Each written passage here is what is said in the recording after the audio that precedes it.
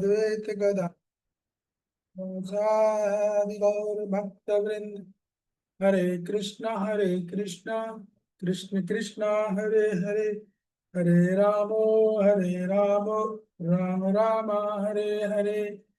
ओम नमो भगवते वासुदेवाय। ओम नमो भगवते वासुदेवाय। ओम नमो भगवते वासुदेवाय। नारायणं नमस्कृत्यं नरं चैव नरोत्तमं देवीं सरस्वतीं व्यासं ततो जयमुदीरये। नष्टप्रायेषु भद्रेषु नित्यं भागवत सेवया भगवत उत्तमा श्लोके भक्तिर्भवति नष्टिकी। कृष्णाय वासुदेवाय देवकी नंदनाय च नंद गोपकुमाराय गोविंदाय गोविंदाय नमो नमः। गोविंदाय नमो नमः। गोविंदाय नमो नमः। हरे कृष्णा कृष्ण कृष्णा हरे हरे, हरे रामो राम राम हरे हरे। हरे कृष्णा। स्वागत है आप लोगों का, आप सभी को दशहरा की हार्दिक हार्दिक शुभकामनाएं। 10 + हरा, 10 हरा। आज से इसके 10 सर थे। अभी हार्दिक शुभकामनाएं प्रभु जी। हरे कृष्ण। आपको शुभकामनाएं। जिसके पास 10 सर थे उसको 10 का सर का भगवान राम ने हरण कर लिया, जिससे इसको बोलते हैं 10 हरा। ठीक है नहीं? आज तो लोग लगे होंगे अपने त्योहार मनाने में अपने अपने तरीके से। तो हो सका तो हम भी थोड़ी चर्चा करेंगे दशहरा में, लेकिन पहले श्लोक जरा कंप्लीट कर लें। श्लोक प्रमाण 3। तो ललित प्रभु, कल क्या चर्चा की हमने, कुछ याद आ रहा है आपको? प्रभु जी कल का थोड़ा सा ध्यान नहीं दे पाया प्रभु जी। आखिरी आखिरी में आया था, बीच में नहीं आ पाया था ओके। जी। कौन बताना चाहे कल क्या चर्चा हुआ?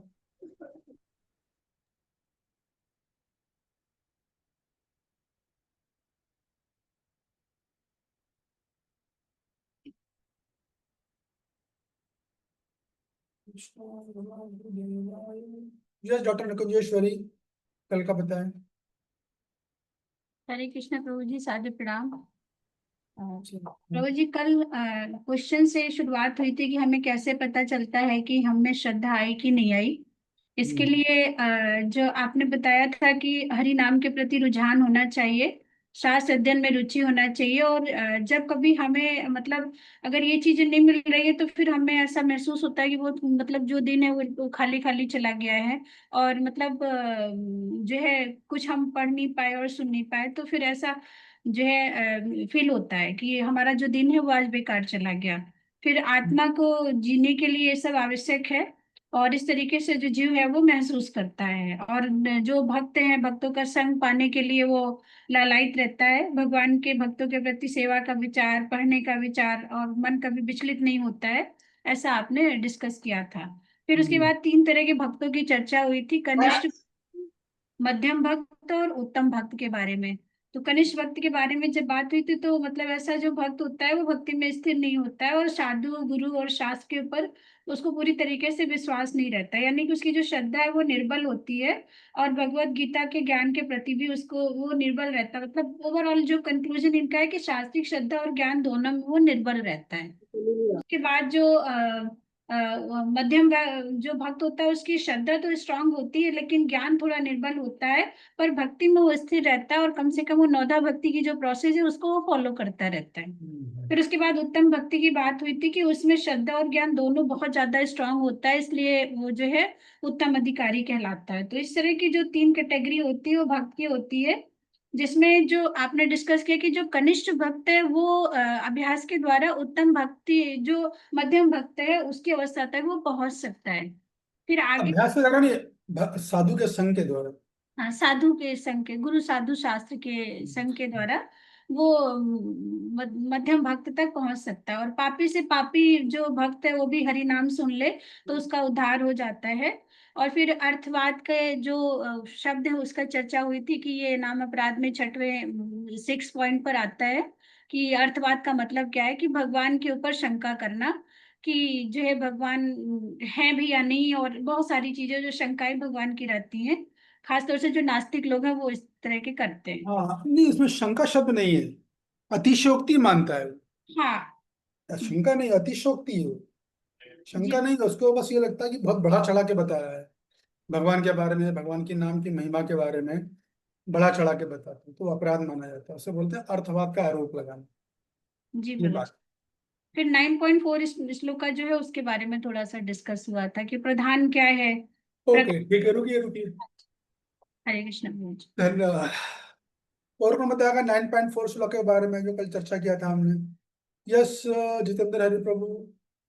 प्रिय जी, इसमें बताया है कि जो है ना, भगवान सब जगह व्याप्त हैं, लेकिन मतलब उसको समझाए थे एग्जाम्पल के थ्रू कि जो प्रकृति होती है प्रधान तत्व से जो निकलती है, तो वो महतत्व के रूप में जो निर्माण होती है, तो उसमें आप बताए थे कि जैसे सूर्य का एग्जाम्पल दिए थे कि जो सूर्य है वो पानी में ज्यादा है, गर्म होता है, तो इसका मतलब ये नहीं है कि वो जो चीजें गर्म हो रही है वो जो है सूर्य के इफेक्ट के कारण हो रही है।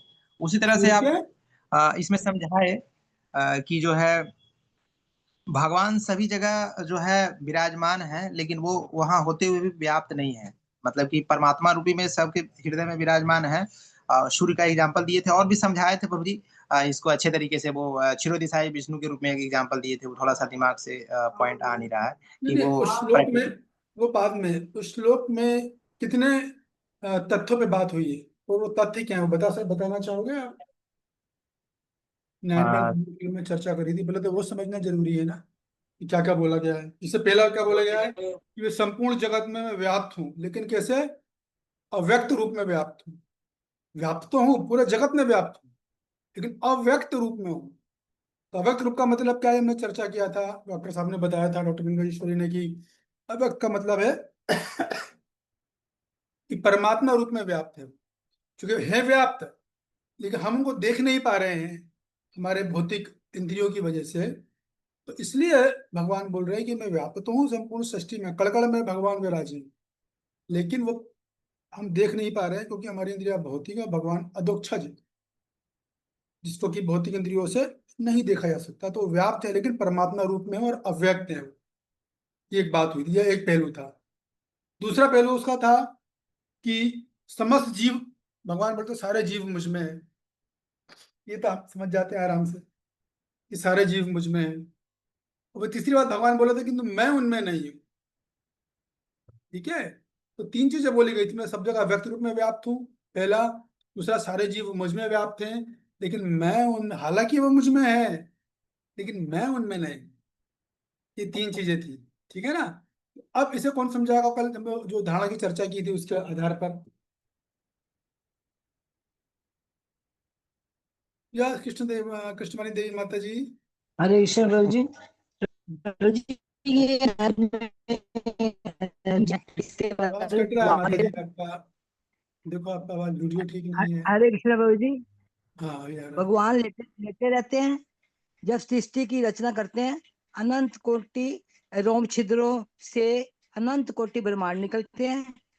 फिर ब्रह्मांड में प्रवेश करते हैं। फिर पहले जैसे सृष्टि की रचना की इच्छा करते हैं, तब प्रधान अव्यक्त वो माता जी आवाज कट रहा है आपका, आप रुक जाओ जरा, आवाज आपका कट रहा है माता जी, सुन नहीं पा रहे हैं। मैं किसी और को पूछता हूँ। हमने कल उदाहरण की चर्चा करी, उदाहरण से कोई बता नहीं पाएगा। तीन तीन चार चार उदाहरणों की चर्चा करी थी हमने कल, समझाने के लिए। आनंद राधिका माता जी। हरे कृष्णा प्रभु जी। साधु प्रणाम प्रभु जी। एक उदाहरण आपने समझाया था सूर्य के प्रकाश का, कि सूर्य का प्रकाश जब जल पर पड़ता है तो जल गर्म होता है, इस प्रक्रिया को समझाया था आपने। और जब जल गर्म होता है तो वाष्प बनता है और वर्षा होती है। तो इस पूरे प्रोसेस में केवल सूर्य की किरणें या शक्ति का प्रयोग हो रहा है, आपने बताया था। परंतु हाँ। स्वयं भगवान सूर्य नारायण का रोल जो है वो डायरेक्टली एक्टिव नहीं है। हम्म। एक ये एग्जाम्पल दिया था आपने, और इसी प्रकार आपने एक सेकंड एग्जाम्पल दिया था कि प्रधानमंत्री जन जन योजना जो है उसमें प्रधानमंत्री स्वयं जो है वो घर घर जाकर नहीं जाते, बल्कि इस योजना के तहत जो है उनके विभाग या उनकी जो शक्तियां हैं या जो उनके अंतर्गत कार्य करने वाले लोग हैं वो इस कार्य को संपन्न करते हैं। तो इसी प्रकार जो यहाँ पे बता रहे हैं कि भगवान, ये लास्ट जो हमने आपने पढ़ता है, किंतु मैं उनमें नहीं हूँ, तो ये एग्जाम्पल से आपने इसको क्लियर किया था।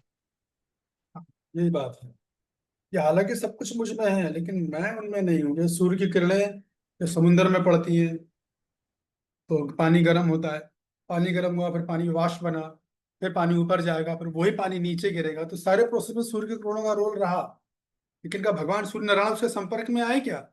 हालांकि सूर्य की किरणें भगवान नारायण से ही आ रही हैं। जो सूर्य की किरणें हैं वो अल्टीमेटली भगवान सूर्य नारायण से ही आ रही है, लेकिन इस पूरी प्रक्रिया के अंदर भगवान नारायण कहीं पर भी अपने आप संपर्क में नहीं आ रहे। जब वैसे ही भगवान जब बोलते हैं कि तुम मैं उनमें नहीं हूं, इसका मतलब है कि सारी सृष्टि की रचना मैं अपनी बहिरंगा शक्ति से करता हूं, मैं इन्वॉल्व में रहता कर। इसलिए गीता में भगवान बोलते हैं मैं दक्षिण प्रकृति सूते सा चराचरम। ये भौतिक प्रकृति मेरे निर्देशन में काम करती है लेकिन मैं उसके संपर्क में नहीं आता। जैसे कि सूर्यदेव फॉर एग्जाम्पल जो दिया प्रधानमंत्री का, बिजली विभाग का, आपको बिजली चाहिए, अभी लाइट जलानी है, तो ऐसा थोड़ी नहीं कि आप फोन करोगे बिजली विभाग का अधिकारी आपके घर में आकर लाइट जलाएगा। वो तो आराम से एंजॉय कर रहा का कॉकटेल पार्टी का, लाइट तो आप जला रहे हो, बिल भी आपको देना है ना। तो पूरी व्यवस्था है, ये मतलब था इसका। तो ध्यान तो उनको समझते हैं, तो ठीक है। तो तीसरा आप समझ में आ गया। मैं अनुरोध करूंगा जो भक्त अगर वीडियो ऑन कर सकते हैं तो अच्छी बात है। बाकी फिर हम चर्चा करेंगे पहले एस्पेक्ट पे। ठीक है। मया ततम इदम सर्वम जगत अव्यक्त मूर्तिना। सर्वम यानी समस्त, जगत यानी जगत दृश्य जो आप लोग देख रहे हो वो अव्यक्त मूर्तिना, मतलब मैं अव्यक्त मूर्ति के रूप में संपूर्ण जगत में उपस्थित हूँ। अव्यक्त मूर्ति के रूप में, व्यक्त रूप में नहीं हूँ। व्यक्त रूप में तो भगवान मंदिर के अंदर है या आपके घर के अंदर है। आपके घर में अगर मंदिर है तो मंदिर है, भगवान है, तो भगवान घर के अंदर है। लेकिन अव्यक्त रूप में मैं संपूर्ण जगत में हूँ, चर में अचर में सब जगह। तो भगवान ये बोलते हैं मैं अव्यक्त रूप में संपूर्ण जगत में हूँ, तो आप भगवान अपने परमात्मा स्वरूप की बात कर रहे हैं। ठीक है ना। जो परमात्मा होते हैं वो संपूर्ण जगत में व्याप्त होते हैं और उनसे ही सारे सृष्टि चलती है। अभी आप लोग जिस कमरे में बैठे हो दीवार खड़ी हुई तो क्यों खड़ी हुई है? वैसे थोड़ी खड़ी कि आपने सीमेंट लगा कर प्लास्टर करवा दिया है। इसलिए नहीं खड़ी है। वो सीमेंट में जो कण है, दो एक एक कण में भगवान परमात्मा के रूप में बैठे हुए हैं और वो परमात्मा की वजह से दोनों कण आपस में जुड़े हुए हैं। परमात्मा जरा सा भी आगे पीछे होगा भ्रर, दीवार भरभरा जाएगी। ठीक है नहीं है। सर पे पंखा लटक रहा है, वो इसीलिए है कि वो जो है परमात्मा रूप में जोड़े हुए इस चीजों को। रागिनी जी देख रहे हैं गिर तो नहीं पड़ेगा। तो कहने का मतलब मेरा ये है कि सारी सृष्टि भगवान पर निर्भर करती है, लेकिन भगवान दिखते नहीं, क्योंकि भगवान जो है उसमें है, अव्यक्त मूर्तिना में है। तो अव्यक्त मूर्तिना शब्द क्यों यूज किया गया है, इसकी भी वजह है। ठीक है। क्यों बोला जा रहा है मैं अव्यक्त मूर्तिना हूं? अव्यक्त मूर्तिना का मतलब ये है कि एक ऐसी मूर्ति, अव्यक्त मूर्तिना का मतलब ये है कि भगवान परमात्मा के रूप में ऐसी मूर्ति है जिनको हम अपनी स्थूल दृष्टि से, इस भौतिक दृष्टि से, इस साधारण दृष्टि से नहीं देख सकते हूँ।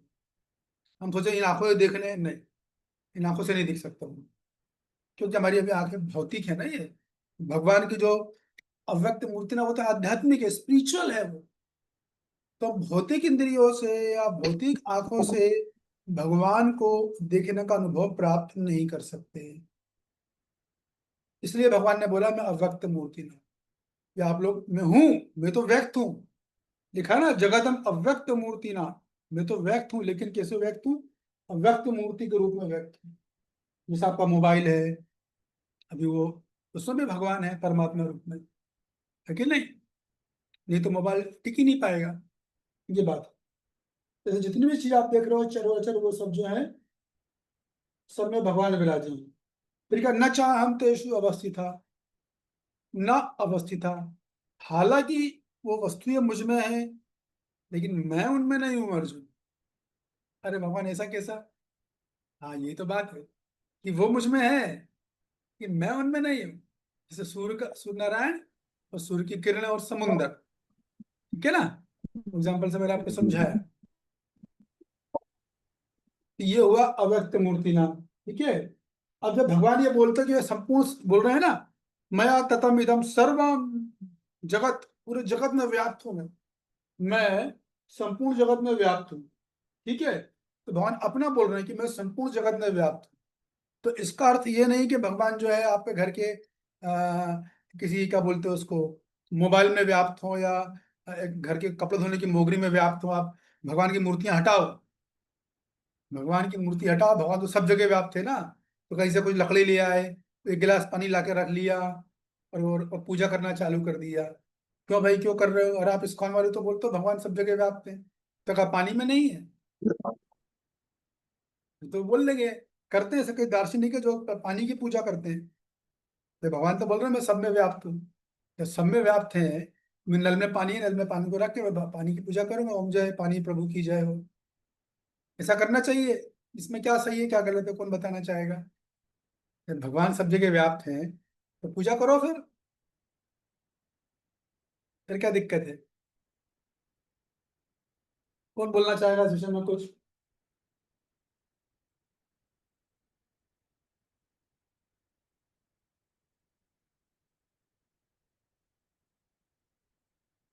कौन बोलना चाहता है भाई? सब शांत हो गए। यस आनंदी राधिका माता जी। हरे कृष्णा प्रभु जी प्रयास करते हूँ। जैसे आपने लास्ट श्लोक में बताया था, हमने पिछले कई चैप्टर, एक चैप्टर था, हम नंबर भूल गए, उसमें बताया था कि इसे मैं जल का स्वाद हूँ, ऐसा एक श्लोक था उसमें।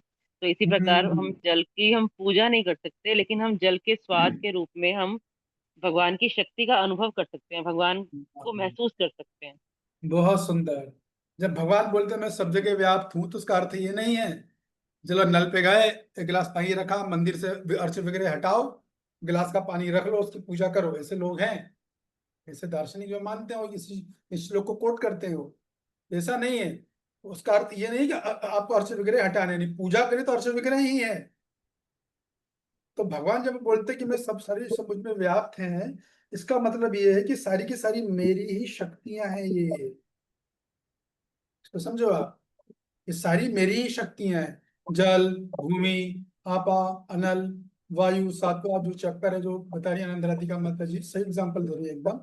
वो सब मेरी शक्ति के रूप में, और हमें उनको भगवान की शक्ति के रूप में देखना चाहिए, ना कि शक्तिमान के रूप में। दो चीजें होती है, एक होती है शक्ति, एक होता है शक्तिमान। ठीक है ना? तो शक्ति के रूप में चूंकि भगवान की शक्ति हम आदर करते हैं, और हम उनका सम्मान करते हैं, उनका उपयोग भी करते हैं। लेकिन बात अगर पूजा की आती है, विग्रह की आती है, तो हम शक्तिमान के जो विग्रह है। तनु माता जी आपको तो डिस्टरबेंस आ रहा है। तनु माता जी। हरे कृष्णा प्रभु जी, दंडवत प्रणाम। तनु प्रणाम। हाँ ठीक। तो ये जो शक्तियां संपूर्ण से संपूर्ण शक्ति है ना, अष्टधा, जो सातवें अध्याय में हमने चर्चा की थी कि 8 शक्तियां भगवान की इस जगत में, और 800 किस प्रकार 24 हो जाती है। ये सारी की सारी शक्तियां भगवान की हैं, और हम उनका सम्मान करते हैं, आदर भाव रखते हैं, क्योंकि भगवान से संबंधित है। लेकिन पूजा वगैरह की बात आती है तो हम शक्तिमान की पूजा, भगवान श्री कृष्ण की पूजा, राधा कृष्ण की पूजा करते हैं, गौर निताई की पूजा करते हैं, कृष्ण बलराम की पूजा। ठीक है, ये मतलब है। जब भगवान ये बात बोलते हैं कि मैं सर्वत्र विद्यमान हूँ, सर्वत्र विद्यमान का मतलब ये है कि भगवान परमात्मा के रूप में सर्वत्र विद्यमान है। ठीक है, लेकिन जैसा मैंने बताया, उनको हम चर्म चक्षुओं से, अपने भौतिक चक्षुओं से उनको हम नहीं देख सकते। उसके लिए तो हमें अर्च विग्रह के रूप में ही देखना पड़ेगा उन्हें, है कि नहीं? फिर तो मैं, जब सब जगह भगवान है, अगर अगर मान लो वो लोग बाहर के लोग बोलते हैं ठीक है सब जगह भगवान है, तो हम पानी की पूजा क्यों नहीं कर रहे हैं, इसमें क्या गलत है? तो क्या आर्गुमेंट देना चाहोगे आप लोग, डॉक्टर नीता? आप प्रवचन दोगे जाके स्कूल में, कॉलेज में, कि सब जगह भगवान है, कड़ में भगवान है विराजे। तो बोलेगा ठीक है, अगर हर जगह भगवान है तो आपका जो पेन है दे दो मेरे को, क्यों, मैं इसकी पूजा करूंगा। फिर आप क्या बोलोगे? जी, जैसे भी माता जी ने बताया कि सारी जो है, हर जो कड़कड़ है वहां उसमें भगवान की शक्तियां हैं, इसमें भगवान नहीं है, तो इसलिए हम उनकी पूजा नहीं कर सकते हैं। हाँ, उत्तर आपका बिल्कुल सही है, लेकिन प्रीचिंग के टाइम में आपको एनालॉजी यूज करनी पड़ेगी। एनालॉजी आप यूज करोगे कि ठीक है, पानी तो हमेशा ही हवा में रहता है 24 आवर्स, अभी भी है।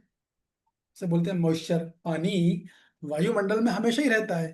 तो जब प्यास लगेगी तो फिर आप मट्टी के पास क्यों जा रहे हो, फिर आप मुंह खोलना करके हवा पी लेना। फिर आप ऐसा कर लो, ऐसा कर सकते हो क्या? हालांकि भगवान सब जगह व्याप्त हैं, लेकिन उनको पूजा करने की एक विधि है। जी जैसे कि पर पानी पीना है तो आपको नल के पास ही जाना पड़ेगा। घर में आपके आरओ लगा होगा, वहीं जाके पियोगे आप। ऐसे मुंह खोल के नहीं पियो, खिड़की खोली, मुंह खोला और खींच लो पानी। पानी तो बाहर भी है ना। ऐसे लॉजिक देने पड़ते हैं। या दूसरा लॉजिक है, आप गाड़ी पे जाते हो, आप लोगों के पास तो कई लोग फोर व्हीलर है, कुछ लोग तो काफी धनी घर के भी होंगे। गाड़ी हो गई पंचर, अब हवा तो सब चारों तरफ विद्यमान है, भर लो हवा। नहीं, हवा चाहिए तो आपको दुकान पे पर्टिकुलर मशीन पे ही जाना पड़ा है, क्योंकि वही विधि प्रिस्क्राइब्ड है। तो ठीक उसी प्रकार, हालांकि भगवान सब जगह, टेबल में, मोबाइल में, रूफ टॉप में, सब जगह है। और वो वाकई में है, ऐसा है कि नहीं है, नहीं है। लेकिन बात अगर पूजा की आएगी तो उसकी विधि है। वो विधि है भगवान का अर्च वगैरह की पूजा उपासना करना, उनके नाम की उपासना करना। ये बात है, ठीक है ना। इस तरह से आपको लॉजिक देना चाहिए, तब लोग समझते हैं। ये बात है। ये तो हो गया क्लियर। तो अभी एक बात और मैं बताता हूँ, ऐसे कि भगवान बोलते हैं ना कि मैं अव्यक्त रूप में व्याप्त हूँ, लोग मुझे देख नहीं सकते हैं, क्योंकि भगवान परमात्मा रूप में व्याप्त हैं। भगवान आध्यात्मिक हैं और हमारी जो इंद्रिया तो भौतिक हैं, तो हम भगवान को भी देख नहीं पाते, है कि नहीं। तो प्रश्न उठता फिर, हम उन इंद्रियों को आध्यात्मिक कैसे करें? हम अपनी इंद्रियों को आध्यात्मिक कैसे करें फिर? तो उसका उत्तर प्रभुपाद जी ने, यस रंगनारायणी माता जी। हाँ जी प्रभु जी, हरे कृष्णा, दंडवत प्रणाम। हम्म, अगर हम इंद्रियों से अपनी अपने शरीर की तुष्टि के लिए कार्य करते रहेंगे तो नहीं हम कर सकते। अगर इन्हीं इंद्रियों के द्वारा अगर हम भगवान की सेवा करेंगे तो हम इनको आध्यात्मिक बना सकते हैं। पैरों से हम मंदिर जाएं, हाथों से भगवान के लिए भोग बनाएं, कानों से भगवान का कीर्तन या कथा सुने, और मुख से जो है जो बोलें भगवान के विषय में बोलें, आंखों से भगवान का दर्शन करें, तो ये हमारी इंद्रियां जो हैं ठीक ये ठीक। आध्यात्मिक हो। यस माता जी, सही है, एकदम गलत नहीं है। यस रैना कृष्ण माता जी। अरे जी प्रणाम। जैसे कि माता जी ने बोला, थोड़ा मैं ऐड करूंगी कि हमें साधु गुरु शास्त्र के द्वारा भगवान की सेवा करनी चाहिए, तभी हमारी इंद्रियां। हाँ बिल्कुल सही। क्योंकि हमारी इंद्रिया सही उपयोग तभी होगा जब हम साधु गुरु शास्त्र के द्वारा नियंत्रित होंगे, उनके मार्गदर्शन में करेंगे। आपने और भी गहरी बात बोली, वेरी गुड। देखिए, तात्पर्य में एक श्लोक है, वो अपनी इंद्रियों को आध्यात्मिक बनाने के लिए सीधा सीधा प्रभुपाद जी ने कोट किया हुआ है, ठीक है ना। ये सदानंद योगिनी जी बताइए। हरे कृष्ण प्रभु जी, सादर दंडवत प्रणाम प्रभु जी। इसमें एक और पॉइंट ऐड ऑन कर सकते हैं कि हम हरे कृष्णा महामंत्र का जप कर सकते हैं।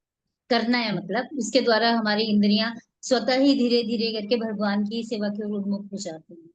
तो फिर तो ये प्रश्न आएगा कि आपकी जो हमारी जो इंद्रियां हैं जीवा, वो तो भौतिक है। तो भौतिक इंद्रियों से भगवान का नाम तो आध्यात्मिक है, वो नाम कैसे लोग ले सकते हो फिर आप? साधु गुरु शास्त्र ओके। उनका संग करके। क्योंकि साधु गुरु शास्त्र में रिकमेंड करते हैं, इसलिए हम लेते हैं ना। ठीक है। तो देखिए, तात्पर्य कौन पढ़ेगा? कौन पढ़ाना चाहे, हाथ उठाइए। मेरा गड़बड़ी हो गया, कंप्यूटर फिर गया। जैसे रघुनारायण माता जी पढ़िएगा तात्पर्य, पहला श्लोक पढ़कर रुक जाइएगा, है? तात्पर्य शील प्रपात जी के द्वारा। शील प्रपात की जय। भगवान की अनुभूति स्थूल इंद्रियों से नहीं हो पाती। कहा गया है कि अतः श्री कृष्ण नामादि न भवेत ग्राह्यम इंद्रिया सेव सेव उन्मुख ही जीवादो स्वयमेव सफुर्तयद। भक्ति रसामी सिंधु 1.2.234। भगवान रुक श्री रुक जाइए माता जी, 2 मिनट है। तो देखिए, यही हमारे वैष्णव सिद्धांत की बहुत अद्भुत परंपरा है। इन्होंने ऐसा मेथड दिया और शास्त्र को प्रमाण करके दिया है। बिल्कुल आसान तरीके से हम अपनी सारी इंद्रियों को, जो इंद्रियां भौतिक है ना, मैं अपने एग्जाम्पल के द्वारा बताऊंगा आपको, उसको हम आध्यात्मिक बना सकते हैं। कैसे? सेवन मुखे ही जिह्वा दो। भक्ति की शुरुआत होती है, पता कहाँ से? जिह्वा से होती है। अच्छा, इसमें है नहीं है श्लोकों के। भक्ति की शुरुआत जो होती है वो होती है जिह्वा से। सेवन मुखे ही जिह्वा दो, देखो श्लोक में आया है। श्री कृष्ण नाम आदि, भगवान श्री कृष्ण की नाम, यश, लीला आदि को भौतिक इंद्रियों से नहीं समझा जा सकता। हमें भौतिक जिह्वा से भगवान का नाम नहीं ले सकते, ठीक है ना। लेकिन जो समुचित निर्देशन में, जैसा कि बोला सदानंदनी जी ने, गुरु साधु और शास्त्र के निर्देशन में जब हम करते हैं, तब वो इंद्रियां आध्यात्मिक होती हैं। अपने मन से कभी नहीं होती वो इंद्रियां। कोई सोचे चलो दीवार पे जा रहा है और वो सोचे कि चलो मैं भी कोई भी नाम पढ़ लूँ, कुछ भी पढ़ लूँ, और सोचे इंद्रियां मेरी आध्यात्मिक होंगी, वो नहीं होगा। आपको करना पड़ेगा साधु गुरु, बेसिकली शास्त्र के मार्गदर्शन में। तो भक्ति की शुरुआत जो होती है वो होती है जीवा से। जीवा से भगवान का नाम लेना है और जीवा से भगवान का प्रसाद खाना है। ये दो काम जो कर लेगा, जीवा से भगवान का प्रसाद खाए और जीवा से ही भगवान का नाम ले, इसलिए जीवा शब्द को सबसे पहले बोला गया है। श्री कृष्ण नामादि नाम व्यवत ग्राह्य इंद्रियां, ये भगवान के रूप गुण नाम का हम इस भौतिक इंद्रियों से नहीं ले सकते। फिर सेकंड लाइन में क्या बोला है? सेवन करो, मुख से करो। कैसे मुख से? मुख में जो जीवा है ना, उससे सेवन करना है। तो क्या होगा? समेव स्फुरतया, फिर हरि नाम की नाम गुण रूप लीला स्वतः ही स्फुरित हो जाएगा हृदय में। तो समझो आप बात को, जीवा से ही हम अपने मित्रों को बनाते हैं, जीवा से हम अपने दोस्त बनाते हैं, ये भौतिक कहावत है कि नहीं। लेकिन जीवा से हम भगवत प्राप्ति भी कर सकते हैं। बस दो ही काम करना है। बस ये शर्त ये है कि शास्त्र के निर्देशन में होना चाहिए। मन से किया तो गड़बड़ है, फिर आपको बहुत समय लग जाएगा। निर्देशन में करोगे, किसी के मार्गदर्शन में करोगे, तो बहुत तेजी से आप फिर अपनी इंद्रियों का आध्यात्मिक बना लोगे। अब मैं आपको बताता हूँ कि आप में से कितने लोग हैं, कितने लोग जो है कम से कम मैं कहूँगा 5 साल से केवल प्रसाद खा रहे हैं। पिछले 5 साल से जीवन में प्रसाद के अलावा कुछ नहीं खाया, प्रसाद ही खाते हैं बस। मतलब भगवान को लगाए बिना पिछले 5 साल से नहीं खा रहे हैं। 1 2 3 4 5 है ना। अमित गुप्ता, ललित जोशी, अर्चना नवदा, भक्ति माता। एक सेकंड, एक सेकंड।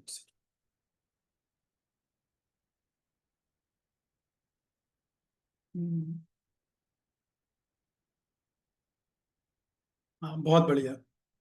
बाकी लोग नहीं है क्या 5 साल से? अच्छा 5 साल से कम वाले हैं क्या? धर्मधारणी माता जी, जितेंद्र ऋषि कपूर, आपसे 5 साल से कम वाले होगा। ललित जोशी, बहुत लोग हैं भैया। प्रभु जी कोशिश तो यही रहती है, बट ऐसा 100% नहीं है। कभी किसी के घर में गए हैं, कुछ ले लिया, 100% नहीं कह सकते। लेकिन जो हम नहीं नहीं नहीं नहीं नहीं, अगर आपने कुछ ले लिया तो उसका आप माइंड में भोग नहीं लगा पाते क्या? नहीं, माइंड में तो लगा लेते हैं, हाँ तो मन से ठीक है, तो लगा लेते हैं। वो तो कंसिडरेबल है ना, कंसिडर के अंदर आएगा उसके। ठीक है। ठीक है, तो फिर अभी देखिए क्या है कि अब मैं आपको किस्सा सुनाता हूँ ये प्रभु जी गोवर्धन का। मैंने हाथ उठाया था प्रभु जी। उठाया? हाँ देख लिया मैंने, गुड, वेरी गुड, धन्यवाद। तो आप लोग हाथ जी हाँ, उठा हाथ दिए? उठाया था, पहले ही हाथ उठाया था प्रभु जी, फिर नीचे कर दिया था जी जी। हाँ अच्छा अच्छा, ठीक है, ठीक, ओके, देखा नहीं होगा मैंने। अब मैं जो कह रहा हूँ, आप लोग हाथ रिमूव कर लीजिए सब लोग। अब मैं जो आपको कथा सुना रहा हूँ तो ध्यान से सुनिए, ठीक है? तो सच्ची कथा है एकदम। शायद मैंने पहले सुना चुका आप लोग, आज से कुछ साल पहले जो दान घाटी मंदिर है ना, गोवर्धन दान घाटी मंदिर, आप में से कुछ भक्तों ने देखा होगा। तो वहां पर एक बड़ी फीस्ट चल रही थी, पंगत, या क्या बोलते हो इंग्लिश में फीस्ट, हिंदी में क्या बोलेंगे? प्रीति भोज, भंडारा, भंडारा, भंडारा चल रहा था। तो आयोजक लोग थे, वो सब साधु को बुला बुला के भोजन करा रहे थे, हाथ जोड़ के बिठा रहे थे, अच्छे से सेवा कर रहे थे, काफी सारे आइटम बने थे। तो वहां पर एक बाबा हैं जो प्रतिदिन, अभी तो और भी ऐसे बाबा हैं जो गिरिराज जी की रोज एक नहीं, दो नहीं, 3 परिक्रमा करते हैं। बस उनका यही भजन है, गिरिराज जी की 3 परिक्रमा करते हैं। तो वो बाबा वहां से निकले, परिक्रमा करते करते गांधी के मंदिर पे आए। तो वो जो आयोजक लोग थे सबको पता था कि अरे बाबा 3 परिक्रमा करते हैं और काफी सम्मानी है, उच्च कोटि के बाबा हैं। तो उन्होंने बोला बाबा बाबा ये आप भी भंडारा चल रहा है, कृपया प्रसाद ग्रहण कीजिए। तो बाबा ने बोला ठीक है। बाबा को बिठाया गया, पंगत चल रही थी, तो बैठे बाबा, प्रसाद पत्तल रखे, दोने रखे, और फिर वो प्रसाद आया। और प्रसाद आने के बाद बाबा ने तोड़ा, मुंह तक लेके गए, कुछ सोचा, और खाया नहीं और नीचे रख दिया। नगर में देखा, बगल में देखा, सब आराम से खा रहे हैं मस्ती से। और उनको कुछ देर बैठे हो, फिर वो उठ के जाने लगे। तो जब वो जाने लगे कि दरवाजे तक पहुंच गए, तो जो आयोजक थे उन्होंने देखा कि अरे बाबा बिना वो खाना खाए जा रहे हैं। तो बड़े खटाखट लगा, बाबा शायद नाराज हो गए। तो बोले बाबा बाबा क्या हुआ, क्या हुआ, आप तो खाना छोड़ के, और आपने खाना खाया भी नहीं, वो तो आपके पत्तल वैसा का वैसे ही रखा हुआ है। तो बाबा बोले हाँ मैं खाना नहीं खाऊंगा। बोले क्यों बाबा, क्या हो गया, हमसे क्या गलती? बोले नहीं, इसमें मुझे मांस की बदबू आ रही है। सब शॉक्ड हो गए एकदम। अरे भगवान है, मंदिर है, गिरिराज जी को भोग लगा है, यहाँ पे सबके सामने लगा है, आप बोल रहे हो? आप बोले मांस की बदबू आ रही, बाबा आपको गलतफहमी तो नहीं? ने बोला नहीं नहीं, मेरे को तो मांस की बदबू आ रही है, मैं तो नहीं खा पाऊंगा, मुझे क्षमा करो। वो चले गए। बाबा के जाने के बाद जब भंडारा खत्म हुआ, सब लोग फ्री हुए, तो ये बात फैली। और फैलते फैलते बात जो वहाँ के मंदिर के मठाधीश तक पहुंची कि भैया बाबा आए थे और बाबा ने खाना खाने से मना कर दिया। क्यों? कारण कारण ये था कि इसमें जो है मांस की बदबू आ रही है। तो जो मंदिर कमेटी के अध्यक्ष थे, उनसे पूछा गया कि ये फीस्ट किसने दी थी? तो बोले फलाने फलाने व्यक्ति ने दी थी। बुलाया उसको। उसको बुलाया गया। उससे पूछा कि आप क्या व्यवसाय करते हो? तो उसने बोला मैं तो मांस का कारोबार है मेरा, मैं तो जो है मांस का व्यापार करता हूँ। मैंने कहा हाँ हाँ। तो देखिए, भोजन में मांस नहीं था, भोजन में मांस नहीं डाला कहीं था, लेकिन वो इंद्रियां इतनी तीव्र थी बाबा की, उससे समझ गए कि कहाँ से ये खाना आया है। इवन यहाँ तक कि अभी भी, मतलब मेरे साथ तो हुआ है 2-3 बार, ईमानदारी से कहूँ, अगर भगवान का भोग नहीं लगा है तो अपने आप समझ में आता है इस प्रसाद में भगवान का भोग नहीं लगा है। कम से कम इस स्तर पे हमको आना चाहिए। आपके सामने भोजन ला दिया जाए तो समझ में आ जाना चाहिए, उसकी शक्ल को देख के आपको लगेगा, अनकंफर्टेबल महसूस होगा। आप उसकी शक्ल अजीब सी दिखेगी, आप भले दूसरों को ना दिखे, लेकिन आपको अलग अलग सी दिखेगी कि खाने का अरे गड़बड़ है कुछ इसमें, इसमें भगवान को भोग नहीं लगा है। तो क्या होता है, जब हमारी इंद्रियां आध्यात्मिक होती है, मैं पॉइंट क्यों बताया आपको, कि जब प्रसाद खाते हैं, जीवा से जीवा का नाम लेते हैं, जैसे तो हमारी इंद्रियां आध्यात्मिक होने लग जाती है, स्पिरिचुअलाइज होने लग जाती है, तो हमारे सारे सेंस, आध्यात्मिक सेंस जागृत होने लगते हैं।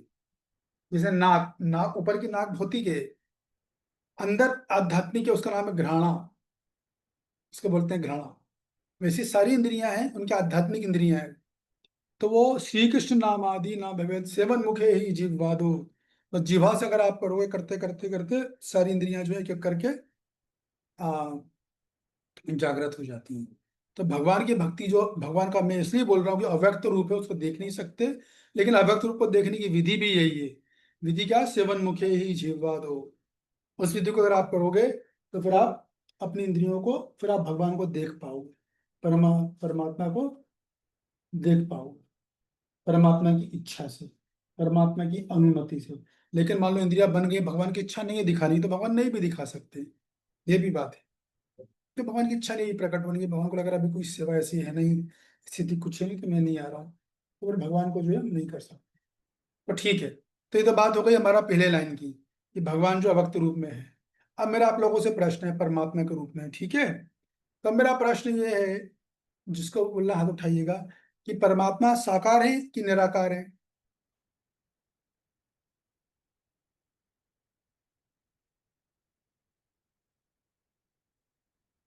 यस सुधानंदिनी जी बताइए। प्रभु जी, जो हमारे हृदय में परमात्मा रहते हैं वो तो साकार रूप में है, क्योंकि आपने बताया था कि अंगुष्ठ के रूप में वो विष्णु के शंख चक्र गदा पद्मधारी के रूप में हमारे शरीर में, मतलब हमारे हृदय में विराजमान रहते हैं परमात्मा के रूप में, मतलब उस हिसाब से तो वो निराकार है कि साकार है? फिर तो साकार हो गए ना। अच्छा अच्छा। और जो बाहर रहते हैं आपके दीवार में, कमरे की दीवार में वो आपके? तो निराकार है, वो निराकार है। अच्छा, वो निराकार है। ओके। यह सुनैना कृष्णा जी, दिव्य ज्ञान दीजिए। हरे कृष्ण प्रभु जी। हम्म। प्रभु जी, माता जी ने जो पहले बोला वो तो मैं सहमत हूँ, लेकिन वो जो दीवार पे होते हैं या फिर आलेख्य के रूप में, वो भी साकार है प्रभु। अरे ये तो कॉन्ट्रडिक्शन हो गया। एक बोल रहे हैं निराकार है, दूसरे बोल रहे हैं साकार है। अरे भाई ये कैसे? एक आध मामला कुछ गड़बड़ा है ये तो। Yes doctor Nikunjeshwari. बोलिए। हरे कृष्णा प्रभु जी। प्रभु जी अरे तो मतलब परमात्मा से साकार है, क्योंकि हमारे हृदय में परमात्मा रूप में विराजमान है, तो वही परमात्मा तो कण कण से सारे सृष्टि में भी वही विराजमान है। तो अगर वो हमारे अंदर साकार रूप में है, तो बाहर भी वो साकार रूप में ही है। ओके, तो ये जो जवाब है ये गलत जवाब है कि हमारे हृदय में जो साकार रूप में वो बाहर निराकार रूप में, ऐसा नहीं है। परमात्मा का हमेशा साकार रूप होता है, उनका निराकार रूप कभी नहीं होता। ठीक है ना? तो परमात्मा का रूप साकार है। एक बात तो ये हुई, थोड़ा मैंने गलत बोल दिया। हाँ ठीक है ठीक है, परमात्मा तो कर बाकायदा साकार रूप में होते हैं। उनके शंख चक्र गदा पद्म होता है उनके चारों हाथों में। ठीक है, तो ये तो हो गया। अब रही बात हम्म,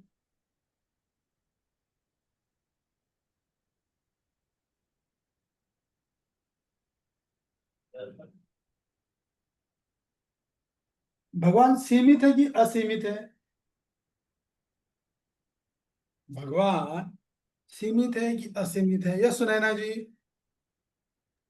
हरे कृष्ण प्रभु जी, प्रणाम। भगवान असीमित है प्रभु। कैसे? मतलब कि भगवान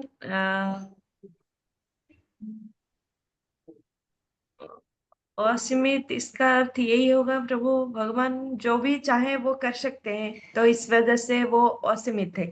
लेकिन हम जो है जीव है, वो सीमित है, क्योंकि हमारे ठीक है, जीव की बात नहीं हो रही, भगवान का उत्तर आपने दे दिया। ओके, यस नवदा भक्ति माता जी। हरे कृष्णा प्रभु जी, धन्यवाद, प्रणाम। प्रणाम। हाँ जी, भगवान की असीमित है, क्योंकि हर एक कण कण में, हर फूलों की खुशबू में, किसी भी चीज में, पानी के स्वाद में, सब में भगवान विद्यमान है। अच्छा ठीक है, अब मैं जो कह रहा हूँ ध्यान से सुनिए। देखिए आपका उत्तर बिल्कुल सही कि भगवान असीमित है। ठीक है ना? क्यों है? अगर मान लो, अब इसको समझो, इस विचारधारा को समझो आप। दुनिया में दो तरह के विचारधारा के, कुछ लोगों का ये बोलना है कि भगवान केवल और केवल निराकार है, ऐसा मानते हैं। ठीक है, तो अगर आपने ये बात बोल दी कि भगवान निराकार हैं और वो साकार नहीं है, तो क्या हो गया कि आपने भगवान को सीमित कर दिया। मतलब भगवान साकार नहीं हो सकते, लेकिन भगवान तो असीमित है। तो ये धारणा गलत है कि भगवान केवल निराकार। ठीक है, किसी को कोई संदेह इसमें कुछ पूछना है? नहीं पूछना। अब दूसरी बात, जैसे कि इस्कॉन वाले बोलते हैं कि भगवान साकार है। ठीक है कि नहीं? अगर आपने ये बोल दिया कि भगवान साकार है, तो इसका मतलब क्या हो गया? भगवान निराकार नहीं हो सकते क्या? अगर आपने बोला कि भगवान साकार है, तो फिर क्या कर दिया आपने? फिर सीमा बांध दी। तो भगवान का जो असीमित गुण है वो तो टूट गया वहां पर। तो जो लोग ये बोलते हैं कि भगवान केवल साकार है, वो भी गलत है। और जो ये बोलते हैं भगवान केवल निराकार है, वो भी गलत है। क्योंकि अगर आप बोलोगे साकार है तो निराकार नहीं हो सकते, तो मतलब भगवान लिमिटेड हो गए फिर तो। है क्या नहीं? समझ में आई ना ये बात? इसीलिए हमारा वैष्णव सिद्धांत है कि भगवान साकार और निराकार दोनों हैं। भगवान साकार भी है, निराकार भी। इसको बोलते हैं, हमारा चैतन्य महाप्रभु ने सिद्धांत दिया है, अचिंत भेदा भेद तत्व। ठीक है ना? जैसे आप लोगों ने ईशोपनिषद पढ़ा होगा, अनेक 108 उपनिषद है हमारे हमारे संप्रदाय में। उसमें ईशोपनिषद है जिसको कि सभी उपनिषदों का राजा माना जाता है। ईशोपनिषद, जिसमें ईश्वर का विज्ञान का ज्ञान है। तो उसमें लिखा हुआ है कि भगवान चलते भी और नहीं भी चलते हैं। तो रागिनी जी अब आप उत्तर दीजिए। अगर आप किसी से बोलोगे कि भगवान चलते भी हैं और नहीं भी चलते हैं, तो बोलेगा आपसे ऐसा कैसे? या तो चलेंगे या नहीं चलेंगे। आप बोलोगे मैं चलती भी हूँ नहीं भी चलती हूँ, ऐसा कैसे होगा? या तो नहीं चलोगे या चलोगे। है कि नहीं? जी प्रभु जी, हरे कृष्णा, पांचंग प्रणाम। हरे कृष्णा। तो आप तो क्या ये बोलोगे वैसे ही फिर? हो गया प्रभु जी, साकार और निराकार वाला, मतलब साकार भी है निराकार भी है भगवान, तो चल हाँ भी सकते नहीं भी चल सकते। बिल्कुल सही। तो अब ये बताइए, भगवान किस रूप में चल सकते हो, किस रूप में नहीं चल सकते? सोचो सोचो तो सोचो। जब ब्रह्म ज्योति है तो वो निराकार रूप है जैसे हम पढ़ते हैं, और बाकी सारी जगह साकार रूप में, कण कण में और हमारे अंदर। हाँ वो तो बढ़िया है, लेकिन वो किस रूप में चल सकते हैं, किस रूप में नहीं चल सकते। अभी आपने उत्तर दिया ना, निराकार भी है साकार भी है, उसी से कनेक्ट करो उसको, उससे जोड़िए। शक्ति के रूप में अपने, जैसे व्याप्त है अपने शक्ति के रूप में नहीं नहीं नहीं, भगवान है। देखो अभी आप बोले ना कि भगवान निराकार और साकार दोनों है, बोले कि नहीं बोले? जी। अब आप सोचो कि भगवान इस दो में से किस रूप में चलेंगे और किस रूप में नहीं चलेंगे। साकार रूप में चलेंगे प्रभु जी, निराकार में नहीं चलेंगे। बस यही जवाब। जब ईशोपनिषद बोलता है ना कि भगवान चलते भी और नहीं भी चलते हैं, तो उसका मतलब ये होता है कि भगवान जब साकार रूप लेते हैं, वृंदावन में आते हैं तो चलते हैं, जब निराकार रूप में रहते हैं तो नहीं चलते, ब्रह्म ज्योति में वो नहीं चलते, ये बात होती है। ठीक है ना? तो हमारा उत्तर क्या है कि भगवान साकार और निराकार दोनों है, हम इस बात को मानते हैं, ये हमारा वैष्णव सिद्धांत है। ठीक है? जब भगवान ने बोला कि संपूर्ण जगत में मैं अव्यक्त रूप में व्याप्त हूँ, तो भगवान परमात्मा रूप की बात करते हैं। अव्यक्त रूप में इसलिए कि हम उन्हें भौतिक दृष्टि से देख नहीं सकते हैं, हालांकि वो सब जगह विराजमान है और वो साकार रूप में विराजमान है, निराकार रूप में नहीं है। परमात्मा फॉर्म साकार रूप है भगवान का, इसको समझ लो आप अच्छे से। तो इंडिया भौतिक को तो अभी क्या करें, कैसे देखो उनको? सेवन मुखे ही जिह्वा दो, सिंपल। भक्ति की शुरुआत भी जिह्वा से होती है, भक्ति का अंत तक भी जीवा का उपयोग होता है। बल्कि ये तो अ, जीवा से आदमी केवल प्रसाद खाकर अपनी इंद्रियों को नियंत्रित कर लेता है। शर्त है उसे केवल प्रसाद खाना आना चाहिए, प्रसाद में इतनी ताकत है, इतनी शक्ति है।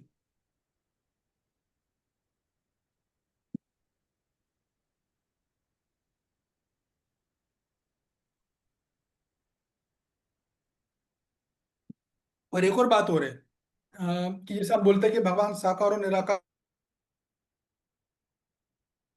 और खत्म कर दूं कि भगवान हमारा सिद्धांत वैष्णव सिद्धांत है, भगवान साकार भी है और निराकार दोनों रूप में है, बराबर है। तो एक और बात ध्यान रखिए, ऐसा नहीं होता कभी कि भगवान साकार रूप में आए तो उनका निराकार रूप लिप्त हो जाए, जो अक्सर भक्त सोचते हैं। ऐसा नहीं होता है। ठीक है ना? भगवान जब भी अपने रूप में आते हैं तो निराकार रूप हमेशा रहता है, विलुप्त नहीं होता है। जैसे सच्चिदानंद विग्रह रूप में जब भगवान आते हैं, भगवान कृष्ण के रूप में या विष्णु के रूप में, तो उनमें ब्रह्म ज्योति भी रहती है। मतलब भगवान अपना साकार रूप और निराकार रूप दोनों हमेशा एक साथ रखते हैं विद्यमान।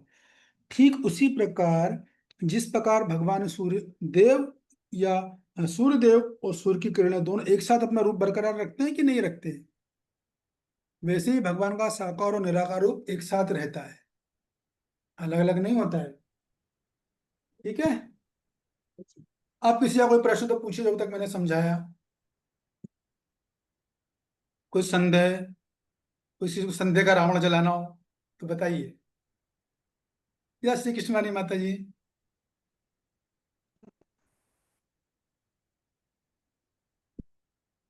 अनम्यूट के लिए माता जी, अनम्यूट कीजिए। हाँ आप बोलिए माता हरे हरे कृष्णा। जी। जी जी माता जी।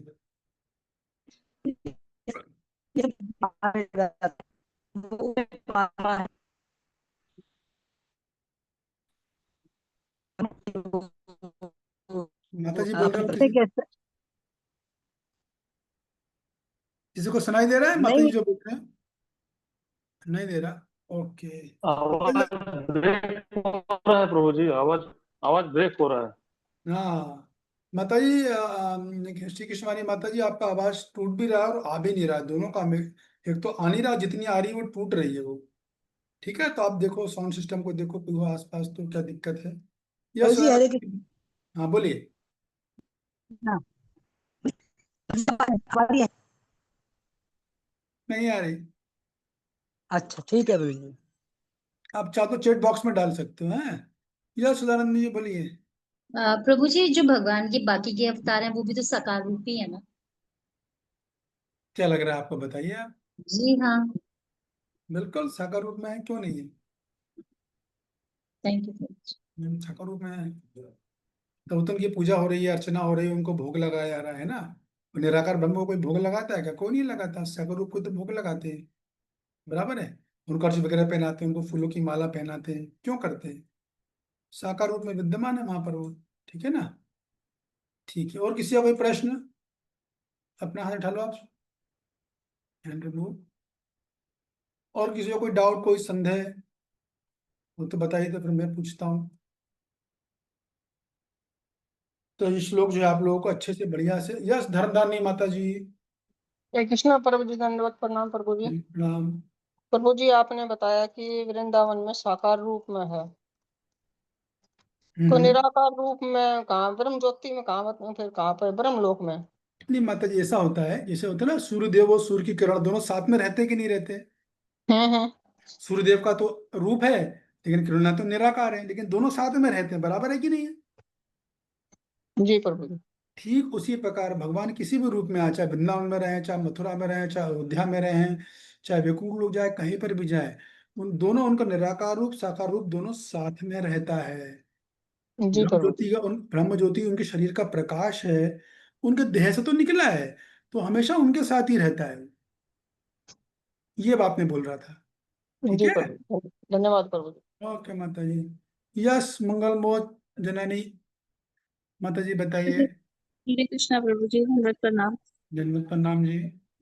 प्रभु जी, मतलब मेरे मन में ये क्वेश्चन आ रहा था कि जैसे आप बताते हो भगवान साकार भी है निराकार भी है, और प्रभुपाद जी जो बार बार मतलब निराकार वालों का, जो मायावाद लोगों का खंडन करते हैं, तो वो मतलब किस लिए करते हैं? मतलब ये मुझे ये बात समझ नहीं आ रही है मुझे। हाँ, ये अच्छा प्रश्न पूछा है।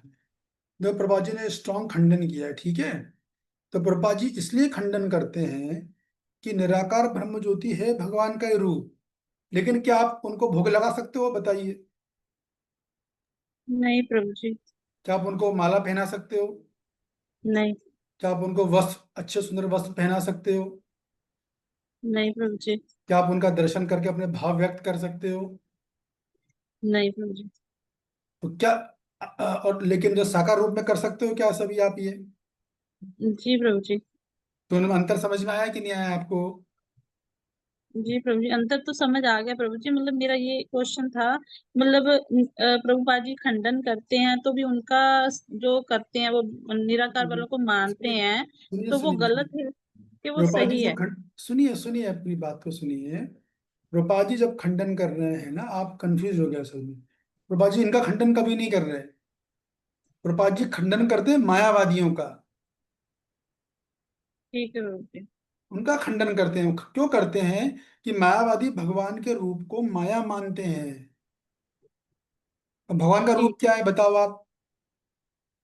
साकार रूप है प्रभु जी भगवान का। सच्चिदानंद रूप है कि नहीं है? जी जी प्रभु जी। है ना?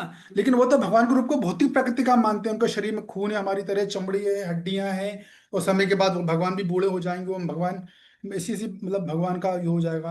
अभी क्या बोलूं मैं, देह जी त्यागी प्रभु जी, समझ आ गया। ये और इसलिए भगवान के ऊपर जी चढ़ जाते हैं। अरे वो सच्चिदानंद तुम्हारे दादाजी के दादाजी मर गए, तब अभी तक जिंदा, 16 साल के ही हो तो भगवान जी ने मायावादियों का खंडन किया हमेशा। जी ठीक प्रभु है। जी, अब समझ आ गया, अब आ गया मुझे। और प्रभुपाद जी ने कई जगह निराकारवादियों की तारीफ भी करी है, इसी भगवत गीता में। शायद शुरू का चैप्टर मैंने बताया था। ठीक है ना? जो ब्रह्म ज्योति में जाते हैं वो अपने आप में परम सत्य का ही एक हिस्सा है वो। लेकिन दूसरा पॉइंट सुनिए बाप, एक तो समझ में आ गया आपको, दूसरा पॉइंट भी सुनिए जो मैं आपको बोल रहा था, आप कपड़े पहना सकते हो कि नहीं। प्रभुपाद जी का मूड समझना चाहिए। प्रभुपाद जी का मूड ये है कि अगर निराकार ब्रह्म में आप चले भी गए ब्रह्म ज्योति में, तो आपके पास सेवा नहीं है। जी सेवा नहीं तो आपको आनंद ही नहीं आएगा। हाँ जी या प्रभु ना? जी। जी प्रभु जी। अब मान लो आप खूब सारा खाना बना लो, आपने 10 10 भक्तों को बुलाया, प्रभु जी घर पे आइए, शाम खाइए, तो कोई भी नहीं आए, कैसा लगेगा आपको बताओ? अच्छा नहीं लगे प्रभु जी। हाँ, क्यों नहीं लगेगा? किसी आपको सेवा करने का मौका नहीं मिला, बराबर। जी तो वैसे ही निराकार ब्रह्म ज्योति में सेवा नहीं, जबकि साकार में तो भयंकर सेवा है, कितनी सेवा करनी है आपको। उस सेवा में तो सुख है भगवान की, तो वो अतुलनीय है वो सुख, जो साकार ब्रह्म की सेवा करने में वो सुख मिलता है, वो निराकार ब्रह्म में मिलने वाले सुख से तुलना ही नहीं की जा सकती। समझ गए? जी। जी लेकिन प्रभु जी। लेकिन इस भौतिक जगत में जो लोग रह रहे हैं उनसे लोग निर्विशेष ज्योति में रह रहे हैं, वो बहुत अच्छे हैं, ये भी समझ लो आप। जी प्रभु जी। क्यों अच्छे हैं पूछिए। क्यों प्रभु जी? हमको थोड़ा ना सास बहू आके परेशान कर रही है हमको थोड़ा ननन ताने मार रही है रोज, है कि नहीं। जी तो वहां पे ऐसा कोई ऐसा पंगा ही नहीं है कि इससे बोलो, किससे बोलना, इससे संबंध बनाओ, इससे पट रही है, इससे नहीं पट रही है। कहने का मतलब ये है कि वहां पर किसी भी तरह का कष्ट नहीं है। तो 3 तरह जी। के ताप होते हैं ना, वो तीनों हाँ ताप जी। वहां नहीं है। तो इसलिए वो ठीक। अगर इस दृष्टि से देखो तो बड़ी अच्छी स्थिति है वो। लेकिन अगर आप भक्ति की दृष्टि से देखो तो बहुत निकृष्ट स्थिति है वो। तो आपको जब आप जो बात कर रहे हो प्रभुपाद जी कब बोल रहे हैं, तो वो आपको समझना चाहिए कि प्रभुपाद जी कौन सी बात कहाँ पर किस संदर्भ में बोल रहे हैं, समझ रहे हो। लेकिन मोटे मोटे जी तौर पे प्रभु। प्रभुपाद जी खंडन हमेशा मायावादी का करते हैं। बराबर। जी प्रभु जी। हो गया क्लियर। जी प्रभु जी, हो गया। चल धन्यवाद आपका। और कोई।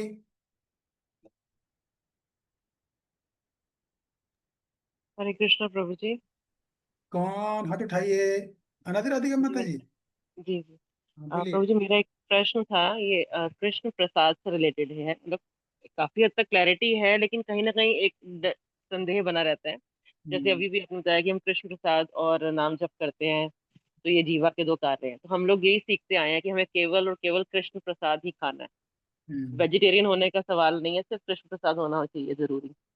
ठीक है तो तो प्रभु जी, कभी कभार परिस्थिति ऐसी हो जाती है कि जहाँ पर हमने ये सीख लिया कि कृष्ण प्रसाद खाना है, लेकिन हम भोग लगा के उसको पा रहे हैं। लेकिन साथ में एक चीज और बोली जाती है कि हमें वो जो भोजन जो है वो किसी भक्त द्वारा बना होना चाहिए। लेकिन ऐसा संभव नहीं होता कि हमें कि हमेशा भक्त द्वारा ही बना। हम कहीं जा रहे हैं, कहीं कहीं प्रोग्राम है, कुछ है, घर का बहुत निकट संबंधी है, वहां जाना पड़ रहा है, और वहां पे ऐसी स्थिति नहीं है। हम वो हमारे अकॉर्डिंग बना भी देते हैं, हम उसे भोग लगा के मानसिक तौर पे या किसी प्रकार से ही भोग लगा के उसको पा भी लेते हैं। पर मेरे मन में ये संदेह रहता है कि क्या ये अपराध है। हाँ, तो अगर आपको ये संदेह आ रहा है तो उसका मतलब है कि आप में श्रद्धा की कमी है, ठीक है ना। क्योंकि शास्त्र इस बात की परमिशन देता है कि आप जब जा रहे हो तो किस लिए जा रहे हो। आपको जाने का भाव भी होना चाहिए। ठीक है, अब ये तो व्यक्ति हमारे रिलेटिव है लेकिन भक्ति नहीं कर रहे हैं, लेकिन उससे बोलते हैं लोक परंपरा। लोक निर्वहन तो करना है ना, हमें समाज में तो रहना है। नहीं तो कल को वो लोग आपको बोलेंगे बड़ी पंडिताइन बनती है ये तो लोक व्यवहार के लिए आप जाते हो और आप उसको मन में मन लगा के थोड़ा बहुत कुछ ले रहे हो तो वो ले सकते हो। लेकिन जरूरी नहीं कि आप खाना खाओ। आप तो कुछ दूध ले सकते हो उनसे, फल मांग सकते हो, कुछ चीजें कर सकते हो ना, अनेक चीजें ऐसी हैं जो आप ऑप्शन निकाल सकते हो, ठीक है ना। क्योंकि आप तो जा रहे हो लोक व्यवहार के लिए, एक बात। दूसरी बात, कभी कभी ऐसा भी होता है कि सामने वालों को भक्त बनाना रहता है। तो भक्त अभी चूंकि वो संबंध वैसा नहीं बना है, तो प्रचार की दृष्टि से ये फुल्ली अलाउड है कि ठीक है, हम इनके पास जाएंगे, धीरे संबंध बनाएंगे, अभी कुछ खा भी लिया थोड़ा बहुत, उससे मैसेज तो देना कि हम बिना भूख लगाए खाते नहीं है। तो 2 बार गए, 4 बार, धीरे संबंध बनेगा, फिर हम बातचीत करेंगे, फिर वो खुद हमसे पूछेगा आप कैसे खाते हो। हाँ, अब हम बोलेंगे ना, हम भूख लगा के खाते हैं, आप भी खाइए। क्या फायदा होता है, तो फायदा बताएंगे, मन की शांति मिलती है, मन की नेगेटिविटी खत्म होती है। तो इस तरह उनको भक्ति में लाने की दृष्टि से कर सकते हो आप, और लोक व्यवहार की लेकिन दृष्टि से। ये प्रभु जी, ये स्थिति अगर क्लियर हो गई है कि हम भोग लगाए बिना नहीं खाते हैं और हम अनियन गार्लिक नहीं खाते हैं, और वो हमारे लिए एक्सक्लूसिवली बनवा रहे हैं, हमारे लिए स्पेशली ये चीज कि आप हम आपके लिए अरेंज कर रहे हैं, लेकिन आपको पाना यही है। अब नहीं वो तो हमें कहते हैं आप यहाँ भोग लगा लो। लेकिन अगर ये गुरु की आज्ञा हो, जैसे गुरु की आज्ञा हो कि आपको जो नाम जप नहीं करता उसके हाथ से कुछ बना हुआ नहीं खाना, तब उस दृष्टि से। नहीं, अगर मान लो आपको स्पेसिफिकली निजी रूप पे बोला गया है तब तो आप, तब आप नहीं खा सकते। ये सब बोला है, वैसे कोई सब बोलेंगे नहीं हमारे प्रचार की संस्था में। हमारी संस्था प्रचार की, आप इस बात की बात कर रही है, भजनानंदियों का आदेश आता है, हमारी गोस्वानंदी में ऐसा आदेश नहीं आता है। समझ रहे हैं बात को आप। महाराज की तो ये आज्ञा हमने सुनी है, इसलिए मैं आपसे ये हाँ, प्रश्न मेरे मन में आया तो फिर आपको स्ट्रिक्ट रहना चाहिए। फिर आपको कि फुल, फिर आपको। इनिशिएशन लेक्चर्स में ये चीज महाराज जी ने क्लियर करी है कई डिवोटीज को कि हाँ, अगर तो अगर आपके घर अगर का आपको मैं उसको फॉलो करना है तो फिर आपको जो है स्ट्रिक्ट रहना होगा, फिर आप नहीं खा सकते। अब ऐसा बोल रहे थे, फिर आपको देखो आप कैसे डील करोगे। या तो उनको स्ट्रेट फॉरवर्ड मना कर दो, या क्षमा मांग लो, जो भी उचित लगे, जैसा भी सम्मत उस हिसाब से आप कर सकते हो, ठीक है। जी प्रभु और आप जरूर पता करवाइए, अगर आप बोलो उनको बोला तो उनसे बोलिएगा मैं प्रचार करने जाना है, तब हम क्या करें। फिर वो जो बोलेंगे वो करो आप, फिर आंसर चेंज हो जाएगी। ठीक है। जी प्रभु। ये भी हाँ, क्लियर। ये वाला प्रश्न प्रभु जी, एक्चुअली ये प्रश्न तभी रेज हुआ था लेक्चर में, जब वो इनिशियल लेक्चर में, कि माता जी ने बोला था कि उनकी बहू जो है वो नाम जप नहीं करती, सिर्फ 2 माला करती है, प्रॉपर तरह से नहीं करती। तो वो तो फिर नित्य खाना, डेली खाना हो गया ना उनका, कि उसी के हाथ का पाना है उन माता जी को। तो फिर महाराज जी ने बोला कि कम से कम वो 8 माला करेंगे, तब आप उनके हाथ का प्रसाद पाएंगी आप। हाँ तो तो वही मैंने ये तो, कहा, आप बात को लेकिन हमारा समझिए। ये सिचुएशन तो वंस इन अ वाइल हो गया ना, कि हमें कभी कभार जाना है किसी के घर एज अ गेस्ट, या हमारे को बहुत ऐसी स्थिति हो गई कि हम उनको मना नहीं कर पाते, क्योंकि बहुत निकट का संबंध है उनके नहीं साथ। तो वो सिचुएशन अभी आपकी लाइफ में आ रही है क्या, वो सिचुएशन? जी प्रभु जी, अभी है मेरे साथ, अभी एक कल परसों ही मुझे ऐसे जाना है मेरी सिस्टर इन नहीं लॉ नहीं के नहीं घर। नहीं नहीं नहीं नहीं, रोज आपको खाना पड़ रहा है, ऐसी सिचुएशन है क्या? नहीं नहीं, रोज की स्थिति नहीं है प्रभु हाँ तो जी, फिर रोज की नहीं है। फिर तो आपको उससे, वो तो जिस जो सिचुएशन में वो देखेगा ना, फिर वो आके पर्सनली पूछेगा। देखिए आप एक बात को समझिए, क्लास में हमेशा जनरल बातें बताई जाती हैं। जी आप जो सिचुएशन की बात कर रहे हो इसे बोलते हैं स्पेसिफिक सिचुएशन। तो जब वो व्यक्ति स्पेसिफिक सिचुएशन में होगा तो वो पूछेगा। फिर जो बोलेगा वो केवल उसी के लिए है, सबके लिए नहीं है। जैसे फॉर एग्जाम्पल, ये प्रभुपाद जी है ना, और दुनिया सारे गुरुओं के गुरु हैं, इसको अंदर जितने गुरु हैं, तो उनके शिष्य ने बोला प्रभुपाद जी यहाँ तो मांस मिलता है, मैं कुछ खाना कोई नहीं, मैं वापिस आ रहा, मैं प्रचार नहीं कर पाऊंगा यहाँ पर। प्रभुपाद जी ने प्रचार के लिए भेजा था हमको जापान में। तो पता है प्रभुपाद जी जी ने आपको क्या बोला था? नहीं प्रभु जी। Eat meat but preach. मांस खाओ लेकिन प्रचार करो। तो ये भक्ति है। इसलिए भक्ति को बोलते हैं डायनामिज्म। अगर हम मान लो वो भक्त अगर मांस खाएगा भी ना, एक बूंदी उसका पाप नहीं होगा, उल्टा भक्ति में प्रगति होगी। ये टेक्नोलॉजी, क्योंकि अब ये स्पेसिफिक सिचुएशन आ गई है। हम जो चर्चा कर रहे हैं, आप जो हमें चर्चा करें वो जनरल चर्चा है। अभी किसी के व्यक्तिगत लाइफ में आया तब फिर उसको गाइडेंस लेना पड़ेगा, जहां भी वो लेता है फिर वो करेगा भक्ति में प्रगति करेगा। ठीक है। जी प्रभु जी। जी ये बात है। ठीक है प्रभु। आपको पता होगा प्रभुपाद जब विदेश में गए थे, सबसे पहले कहाँ गए थे? वो गए थे बटलर में सेली अग्रवाल के यहाँ। पता जी है आपको प्रभु ये जी। बात? जी तो जी सेली जी। जी अग्रवाल प्रभुपाद जी उस जो अपना भोग बनावन का भोग होता है ना, भोग बनाने वाला, वो हाँ पता है जी। कहाँ रखते थे? वो उस फ्रिज में रखते थे जिसमें सेली अग्रवाल अपने कुत्तों के लिए मांस के टुकड़े रखती थी, जिसमें कुत्तों के लिए रखती थी मांस, और उसी फ्रिज में प्रभुपाद जी भगवान को भोग रखते थे। तो देखिए जब प्रचार की बात आती है, इसलिए मैंने कहा कि भजनानंदी कॉन्सेप्ट अलग है, हमारा संप्रदाय गोष्ठानंदी का है। ठीक है ना। तो गोष्ठानंदी में चीजें व्यक्ति, काल, देश, परिस्थिति के अनुसार स्पेसिफिक हो जाती है वो। तो वहां पर स्पेसिफिक व्यक्ति को, स्पेसिफिक जिससे भी वो गाइडेंस ले रहा है उससे पूछकर उसको फॉलो करना चाहिए। अब जैसे प्रभुपाद जी ने अपने शिशु समाज प्रभु को बोला कि ईट मीट बट प्रीच, इसका मतलब ये नहीं कि हम लोग भी खाने लग जाएंगे। जी जी।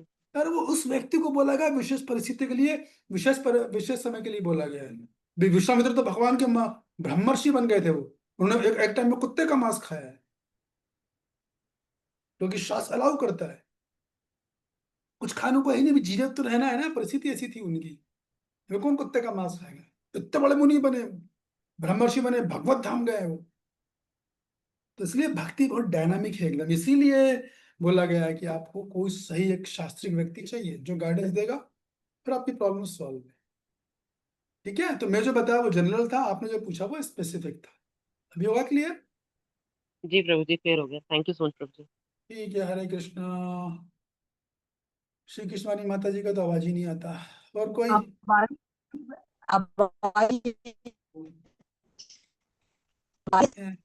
नहीं यार, नहीं आ रही है माता जी। आप मेरे से मुझे कॉल करके पूछ लेना माता जी आप, ठीक है?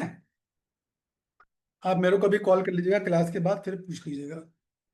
अब किसने हाथ उठाया भाई? आज बड़े प्रश्न ले रहे हैं, क्या बात है? ये दलित जोशी प्रभु।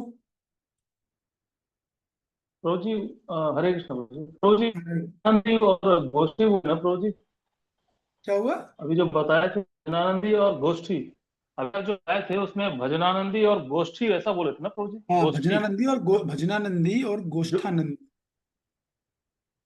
दो। हमारा जी संप्रदाय गोष्ठानंदी को फॉलो करता है। गोष्ठानंदी मतलब भजनानंदी केवल भजन करते हैं लेकिन प्रचार नहीं करते। और हम लोग भजन भी करते जी हैं और जी जी। प्रचार भी करते हैं। हम लोग प्रहलाद जी के अनुयायी हैं हम लोग। हम लोग अपनी जुगाड़ में नहीं लगे हुए हैं हमको दूसरे का भी उद्धार करना जी जी है कि प्रभु जी। नहीं? ये बात है। तब वो तो जी प्रहलाद महाराज पूछते हैं ना भगवान नरसिंह भगवान उनसे, अरे क्यों उनकी चिंता जी कर रहे हो, साधु संत है ना, वो संभाल लेंगे उनको, तुम क्यों परेशान हो? तब वो प्रहलाद महाराज बोलते क्या, वो तो अपनी जुगाड़ में लगे हुए हैं, उनको तो खुद नहीं, उनको उनको तो बस अपनी चिंता में कैसे भगवत धाम से संसार से निकले भगवत धाम जाए। तब वो तो मन में बैठे हैं जाके कोने में। तो क्या चाहते हो? मैं चाहता हूँ कि आप जो जीव हैं, इतने पापी लोग हैं, इनको बिना भजन के इनको अपने धाम ले जाओ। तो भगवान बोले चलो ठीक है। तो पूरे ब्रह्मांड के जीव नरसिंहदेव भगवान ने केवल प्रहलाद महाराज के लिए, बिना भजन वाले, ने जीवन में कभी भजन नहीं किया, भजन नहीं किया तो पाप ही पाप किए, केवल प्रहलाद महाराज के नाम पे पूरा ब्रह्मांड के जीव गए थे। ये है हमारा संप्रदाय गोष्ठानंदी। लेकिन गोष्ठानंदी का मतलब ये भी नहीं कि उठाया, अपना भजन तो किया नहीं, प्रचार करने पहले चल दिए, वो भी गलत है। इसलिए चेतन महाप्रभु बोलते हैं पहले विचार, विचार मतलब शास्त्र का अध्ययन से बोलते हैं विचार, फिर आचार, जो अध्ययन किया उसको अभ्यास में लाओ, फिर प्रचार, तीसरे नंबर पे प्रचार है। और हमारे यहाँ उल्टा कर देते हैं भक्त लोग, सबसे पहले प्रचार में चले जाते हैं। आचार तो भूल ही जाओ, और विचार तो पूछो ही मत, वो तो उसकी क्या बात कर रहे हैं, जब विचार ही नहीं पता तो प्रचार क्या होगा? 4 लाइन पढ़ ली चले कूदने, ऐसा हो गया है कि नहीं? खैर वो डिटेल है अलग अलग। तो हमारा संप्रदाय जो गोष्ठानंदी संप्रदाय है, पहले अच्छे से पढ़ो समझो, खुद को अच्छे से प्रचार करो। एक्चुअली क्या होता है मैं बताऊं आपको, जो व्यक्ति बहुत अच्छे से भजन करता है ना, तो उसका प्रचार बहुत स्ट्रांग होता है। उसके पास एक ही आदमी आएगा, 2 लोग आएंगे मगर वो जिंदगी भर भक्ति करेंगे, उस छोड़ेंगे नहीं उसको, और चले जाएंगे भगवत धाम, क्योंकि उन्होंने चीज को अच्छे से बैलेंस में लेके चले होंगे। तो हमको बैलेंस में काम करना सीखना है, तीनों आचार विचार प्रचार का बैलेंस लेके चले। ठीक है, ये बात है। जी धन्यवाद प्रभु जी, बहुत बहुत धन्यवाद। ये बहुत अच्छा चीज बताए प्रभु जी आज। आपके क्लैरिटी में एक और चीज हमको जानने को मिल गया आज। ये धन्यवाद। चीज से अनभिज्ञ थे हम लोग। क्या? इस चीज से हम लोग अनभिज्ञ थे प्रभु जी। ये बहुत अच्छा चीज आपने और अच्छे से बताया, भजनानंदी और गोष्ठानंदी। जी बहुत बहुत धन्यवाद प्रभु जी। सब चीजें समझनी पड़ती है अच्छे से। हमें तो भगवान की कृपा से 15 साल पढ़ने को मिल गया ना, तो आप लोगों की सेवा में लगा रहे हैं। 15 साल विचार किया, 15 साल आचार किया, अभी जाके 4-5 साल हुए हमें तो प्रचार करते हैं, वो भी हम पब्लिक में नहीं कर रहे हैं। आप ऐसे बड़ी बड़ी हस्तियों को जो सब आप अपने शिक्षा के प्रचारक है उनको कर रहे हैं, ताकि आप दूसरों को करो प्रभु हमें जी नहीं करना प्रभु जी इस माध्यम से तो आप बहुत बड़ा बड़ा स्लीपर सेल तैयार कर रहे हैं प्रभु जी। एक तरह से मेरे को नहीं स्लीपर सेल कर। ही बोलूंगा कि आप जो है भले ही जो है पब्लिक प्लेस में पब्लिक में नहीं कर रहे हैं जाकर, लेकिन पब्लिक के मतलब पे पहुंचाने के ऐसे स्लीपर सेल बना रहे हैं, वो तो बहुत बड़ा जो आप कार्य कर रहे हैं प्रभु जी। ये तो हम लोग हाँ, जो है मैं तैयार हो रहे हैं, आप ही के मार्गदर्शन में तो तैयार हो रहे मेरे को पब्लिक का प्रचार जमता नहीं है। तो आप लोग करो, लोगों को माला सिखाओ पकड़ाओ, बस आप हैं। लोग जी करो माला कैसे की जाती है, इसमें कितने दाने जी होते हैं, करा दो 3-4 साल तक। मेरे को तो आप जैसे लोग चाहिए जो बढ़िया पढ़े लिखे एजुकेटेड हो, थोड़ा सा को गहराई से समझे, खुश रहे लाइफ में। जी लाइफ में खुश डिवोटी चाहिए, प्रसन्न रहे बस। जो भी करो एवं प्रसन्न मन से करो, जी खुद खुश नहीं। प्रचार का मतलब क्या है? सुनने वालों को खुशी देना, सुख देना। कौन देगा? जिसके पास सुख होगा वो देगा। हम खुद ही रो रहे हैं, क्या जी दूसरों को सुख देंगे? ये बात है। यस प्रियंका जी बोलिए। हरे कृष्णा प्रभु जी, सादर प्रणाम प्रभु जी। जी, मुझे गोप्तानंदी के बारे में मतलब अच्छे से समझ में नहीं आया, प्लीज वो बता दीजिए। गोष्ठानंदी के बारे में जी जी जी। देखिए, मुझे गोष्ठानंदी मतलब अपना भजन भी करेंगे और दूसरों को भजन करना सिखाएंगे भी, उसको बोलते हैं गोष्ठानंदी। भजनानंदी मतलब केवल अपने भजन से मतलब है, उनको उठाएंगे झोली माला, एक कहीं कोने में चला गया, कुटिया बना ली, कमरे में अपना भजन करते रहते। देखिए वो भी सम्माननीय हमारे लिए, ऐसा मत सोचिएगा। वो अपना संप्रदाय फॉलो करते हैं। भजन करना किसका दम है? कौन आजकल 4 घंटे माला कर सकता, पढ़ सकता? दम नहीं, पसीना निकल जाएगा। सतोगुणी लोग कर सकते हैं, तो वो भी हमारे लिए बहुत आदरणीय सम्माननीय है। वो अपनी जगह सही है, हम अपनी जगह सही है। मैंने आपको पास ये बात इसलिए बताई कि हमारा पहले हमें अपने संप्रदाय के सिद्धांत समझ में आने चाहिए। ठीक है ना?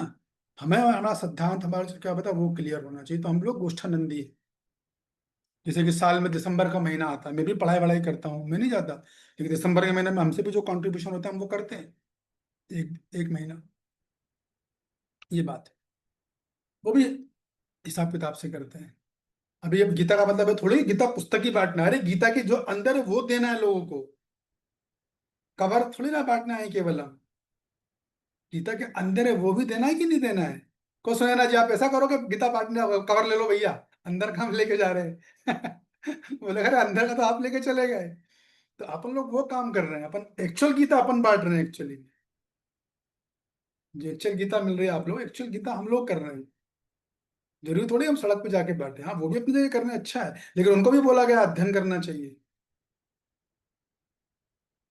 तो वो कुल मिलाकर सारी बात बैलेंस की है, ये बात, ठीक है। और बैलेंस भी सबका अलग अलग होगा, एक जैसा नहीं होगा। नहीं हम टॉपिक से हट जाएंगे, और कोई किसी का भाई कमेंट हो तो बोले, नहीं तो फिर हम चलो थोड़ा दशहरे की भी चर्चा कर लेते हैं।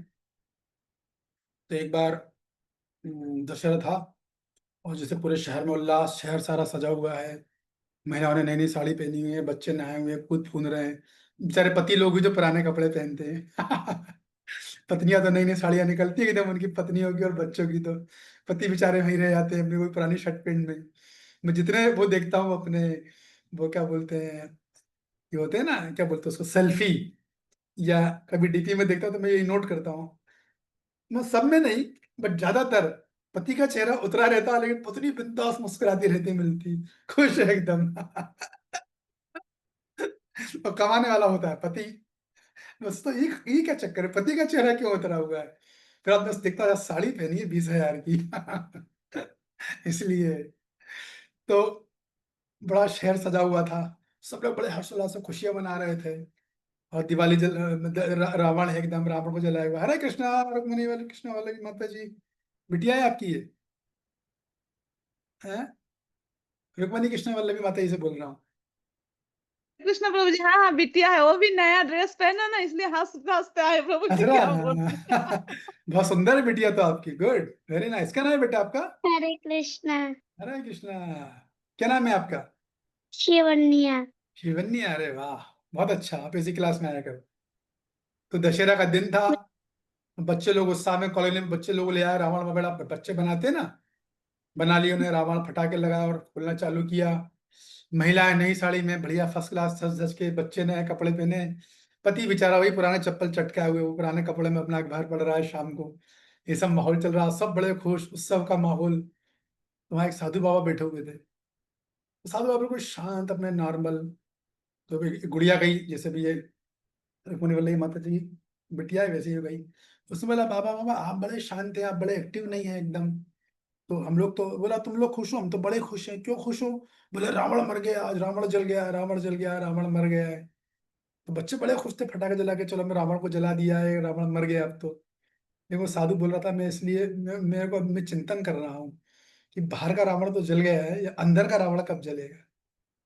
तो दशहरा केवल बाहर के रावण जलाने तक सीमित नहीं है, अच्छी बात है बाहर का रावण जलाना है, क्योंकि हम समाज में रहते हैं, सनातन धर्म में वो सब भी करना है, लेकिन साथ में ये भी ध्यान रखना चाहिए कि हम अंदर भी जो है अपने रावण को खत्म करें।